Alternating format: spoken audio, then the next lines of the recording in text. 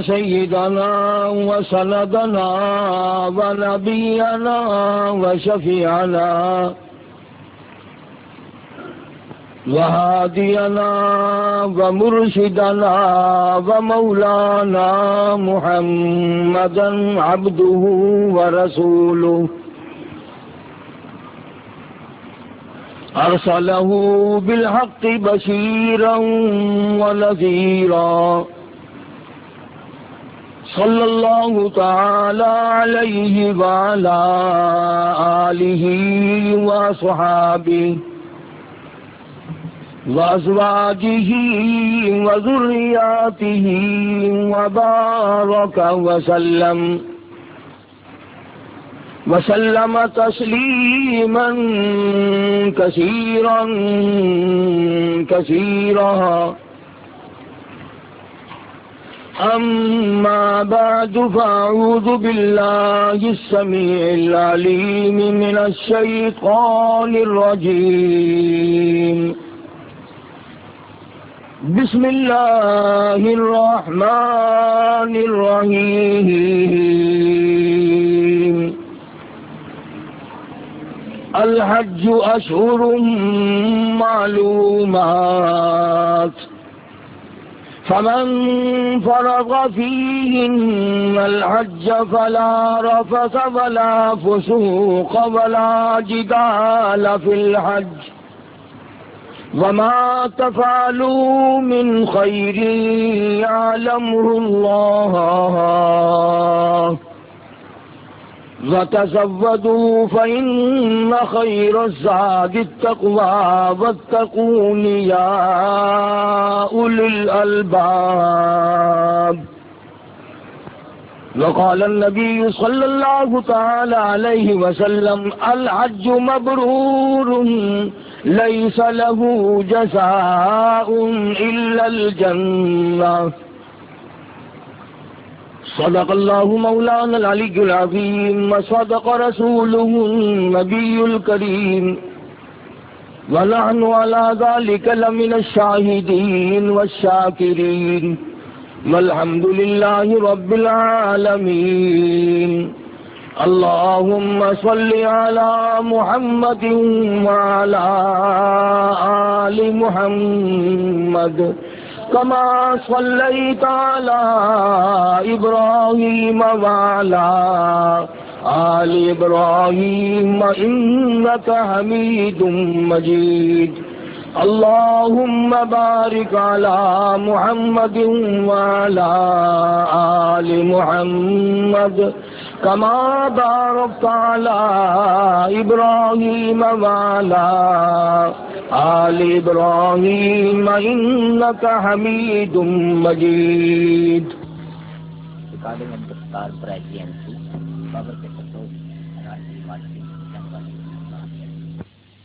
اس وقت تلاوت کی گئی دوسرے سپارے سورہ بقرہ کی چند آیات ہیں. پروردگار عالم نے اسلام کے ایک عظیم رکن جس کو حج کے الفاظ سے لوگ پکارتے ہیں اس کا ذکر فرمایا. یہ ایک عشق والی چیز ہے، فریفتہ ہونے والی بات ہے. جب تک دماغ میں یہ بات نہ آئے کہ میں تو کسی کے در پہ پڑھ کے مرنا چاہتا ہوں. حدیث پاک میں آتا ہے، فرمایا مدنی کریم صلی اللہ علیہ وسلم نے جب دربار الہی کی زیارت کی نیت سے آدمی گھر سے نکلتا ہے، حق سبحانہ و تعالی و تقدس نے فرمایا اپنے گھر سے نکلتے ہی وہ میرا مہمان بن جاتا ہے، میں خدا اس کا میزبان ہوتا ہوں. یوں فرمایا مدنی کریم صلی اللہ علیہ وسلم نے کہ اگر آدمی گھر سے نکلنے کے بعد سفر حج میں فوت ہو جائے تو پروردگار عالم کی طرف سے ایک فرشتہ مقرر کیا جاتا ہے جو اس کی طرف سے حج کے تمام ارکان ادا کرتا ہے۔ آدمی کی کہاں مجال ہے، کہاں جرت ہے کہ اس قسم کے ارکان ادا کرے جو فرشتہ کر سکتا ہے۔ فرشتے کو پیشاب کی حاجت نہیں، پخانے کی حاجت نہیں، نیند کا غلبہ نہیں، بھوک نہیں، وہ تو ہر وقت سراپا عبادت میں رہتے ہیں۔ کتنا بڑا انعام ہے کہ اگر تو نکلنے کے بعد ارادہ تیرا میرے دربار کا ہو، میرے گھر کی زیارت کا ہو، طواف کا ہو، عشق لے کر کے نکلا ہو، اگر تو موت کے لقمے میں چلا گیا تو تیری طرف سے میں ایک فرشتہ کھڑا کر کے سارے ارکان ادا کراؤں گا۔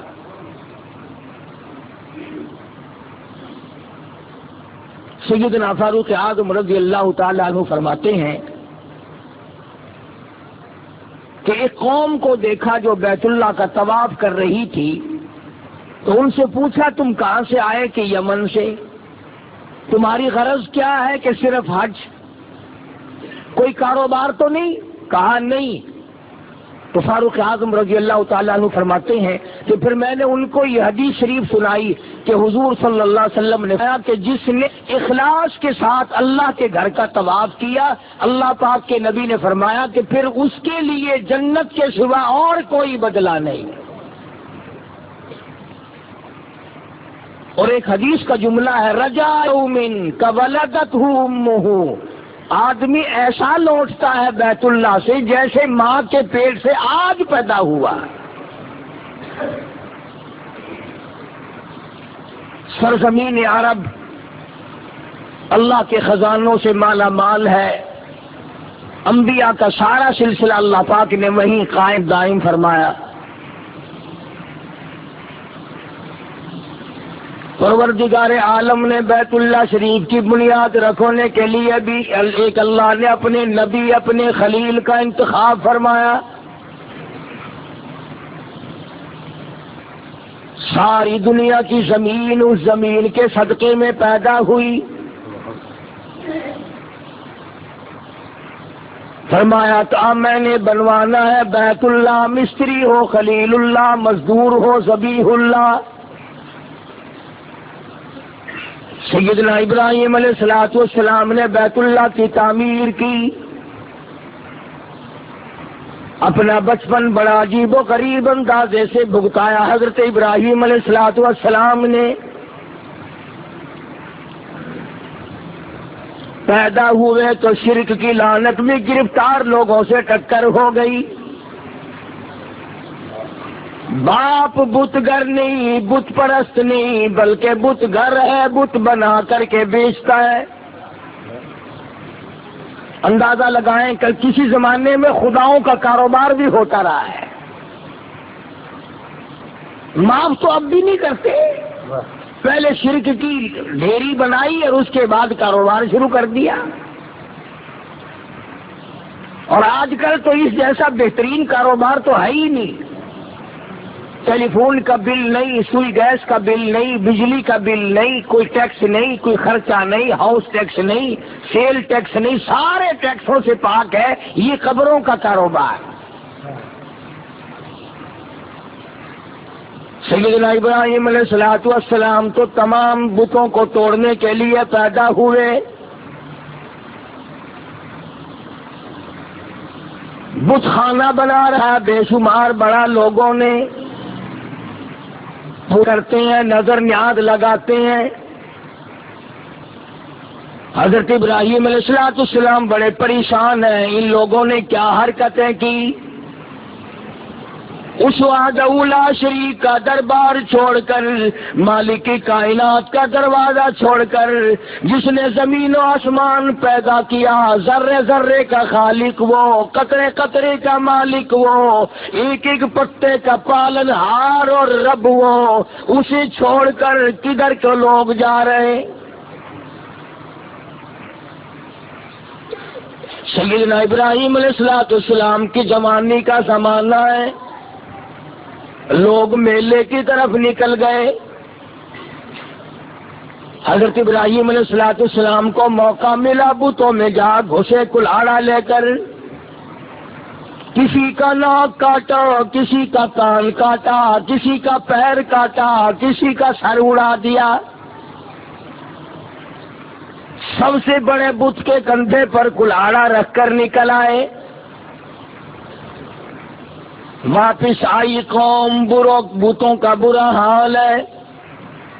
فرمایا وَلَقَدْ آتَيْنَا إِبْرَاهِيمَ رُشْدَهُ مِنْ قَبْلُ وَكُنَّا بِهِ عَالِمِينَ۔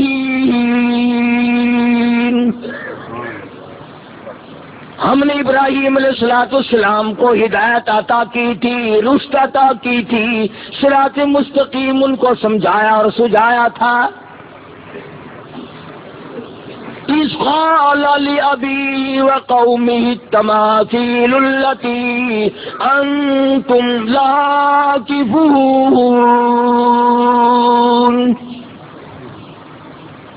بڑے بڑے بت بنایا کرتے تھے، بڑے بڑے چیکنے، بڑے بڑے اعلیٰ درجے کے خوبصورت تراش کر چھیل کر کے بت بنا کر خدا کا نام دیا کرتے تھے۔ بڑا عجیب زمانہ ہے۔ ابراہیم علیہ السلام کے زمانے کے لوگ اگر پتھروں کے تراش کر خدا بنائیں تو کافر، آج مسلمان اعلیٰ درجے کی قبر بنا کر سجدے کیا کرے، طواف کیا کرے، رات دن چاٹا کرے، اسلام میں کوئی فرق نہیں آتا۔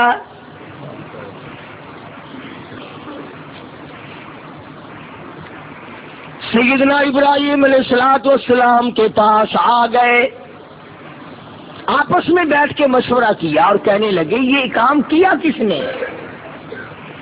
ہمارے خداؤں کی توہین کر دی، بے ادبی کر دی، بے آبروئی کر دی۔ آپس میں کہنے لگے اور کوئی نہیں کر سکتا۔ ایک نوجوان ہے، قالوا سمعنا فتى يذكرهم يقال له ابراہیم۔ ایک نوجوان ہے، وہ ان کی برائی کیا کرتا ہے، وہ ان کو برا کہا کرتا ہے، اس کے سوا یہ کام اور کوئی نہیں کر سکتا۔ ساری قوم اکٹھی ہو کر کے آ گئی۔ قالوا أأنت فعلت هذا بآلهتنا يا إبراهيم۔ اے ابراہیم علیہ السلام، کیا ہمارے خداؤں کے ساتھ، کیا ہمارے معبودوں کے ساتھ تو نے یہ حرکت کی ہے؟ قرآن کریم ہے، کوئی قصے کہانیوں کی کتاب نہیں۔ اے کاش آج کے مسلمان کو قرآن کریم دیکھنے کی، سمجھنے کی توفیق ہو جائے، ساری دنیا اور دین کے مسئلے حل ہو جائیں۔ مگر مسلمان نے تو قسم کھا رکھی ہے کہ اپنی ساری مشکلات کا حل دنیا میں تلاش کرنا ہے، ساری مشکلات کا حل سیاست کے طور پر حاصل کرنا ہے، ساری دنیا کی مشکلات کا ہم نے اپنے ہاتھوں سے حل کرنا ہے، قرآن کریم کے ذریعے نہیں۔ دنیا کے لوگوں آؤ اللہ کے قرآن کو پڑھو۔ صحابہ کرام رضوان اللہ تعالی علیہ مجمعین کی جماعت نے کابل سے لے کر طرابلس تک سارا افریقہ، جنوبی ایشیا، مشرق بعید، مشرق قریب، مشرق وسطی اور بر صغیر، تمام کے تمام اقوام عالم سے خداوند کریم کی توحید کا لوہا منوایا تھا۔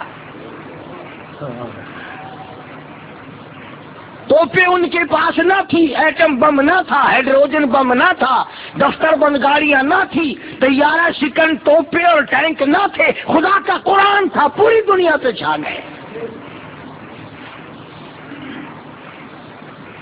جس ملک کو محمد عربی صلی اللہ تعالی علیہ وسلم کے 3 غلاموں نے فتح کیا، صرف 3 بندے، 3 آدمی، کالی کملی والے کے 3 غلام، ادھر پورا ملک ہے، پورے ملک کی فوج ہے، پورے ملک کا لشکر ہے، حکومت ہے، اقتدار ہے، نشہ